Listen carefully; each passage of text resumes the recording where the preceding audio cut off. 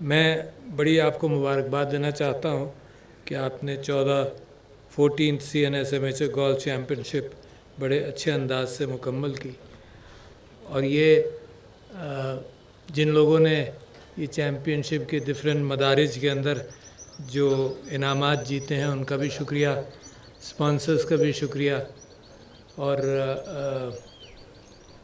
اچھی organization, club والوں کی ڈسپلن اور ان سب چیزوں کا شکریہ۔ میں بھی یہاں کیونکہ ریگولرلی کھیلتا بھی ہوں، لہٰذا مجھے اندازہ ہے کہ کسی گولف کورس کو مینیج کرنا، اس کو چلانا، اس کی گرینری کا خیال رکھنا، اس کی گرینز کا خیال رکھنا، یہ سب آسان کام نہیں ہے، بڑا مشکل ہے۔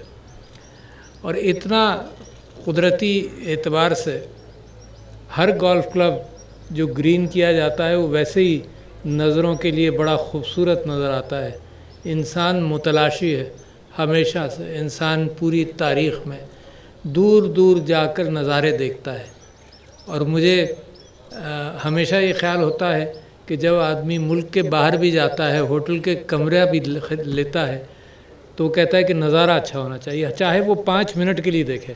اتنا مصروف ہوگا آدمی کہیں جا کر کوئی کاموں کے اندر، مگر کمرہ لیتے وقت وہ کہ نظارہ اچھا ہونا چاہیے۔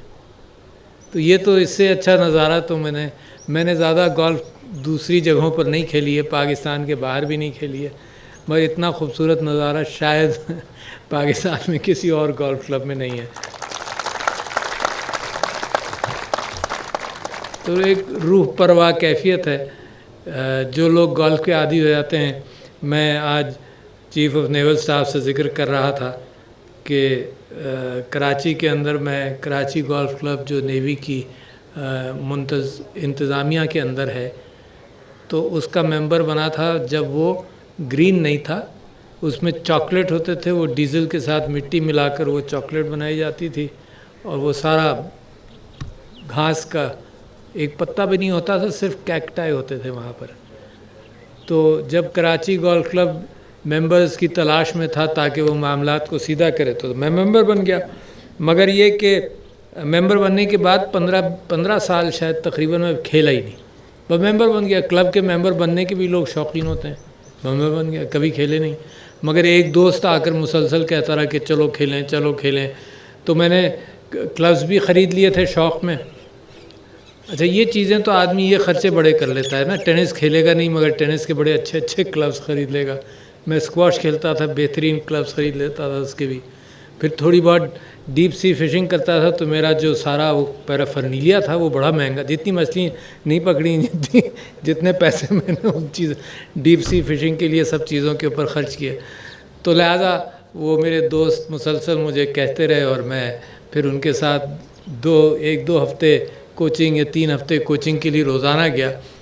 تو اس کے بعد وہ اس کو کہتے ہیں لت لگ جاتی ہے ایک اچھے گیم کی، فٹنس بھی ہے، مزہ بھی آتا ہے کھیلنے کا، اور کسی کا آپ مقابلہ بھی نہیں کر رہے ہوتے۔ اور ایک کیفیت دوسرے گیمز کے مقابلے میں یہ ہے کہ جب آپ کمپیٹ بھی کر رہے ہوتے ہیں نا، تو جو کسی کا خوبصورت شاٹ لگتا ہے وہ آپ کو بڑا اچھا لگتا ہے، دوسرے کا بھی۔ آپ برملا کہتے ہیں کہ گڈ شاٹ، بڑا اچھا پٹ کیا، تو اس میں وہ رائیولری بھی ایسی ہے کہ دوسرے کے گیم کو آپ مسلسل اپریشیٹ کرتے ہیں۔ تو گولف کی خوبصورتیاں ہیں۔ گولف جو ہے وہ چیز سکھاتا ہے جو پاکستان میں ہم مختلف چیزوں میں سکھانے کی کوشش کرتے ہیں، وہ یہ کہ بے ایمانی مت کرو۔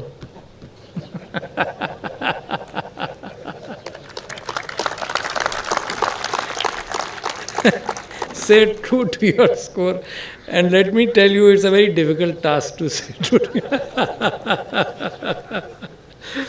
تو جناب علی، میں امید کرتا ہوں کہ پاکستان کے اندر مبارکباد دینا چاہتا ہوں اور چیزوں کی بھی، مرگلہ گولف کورس کو اس معنی کر کے کہ پیڑ لگاتے رہتے ہیں، مسلسل کوشش کرتے رہتے ہیں۔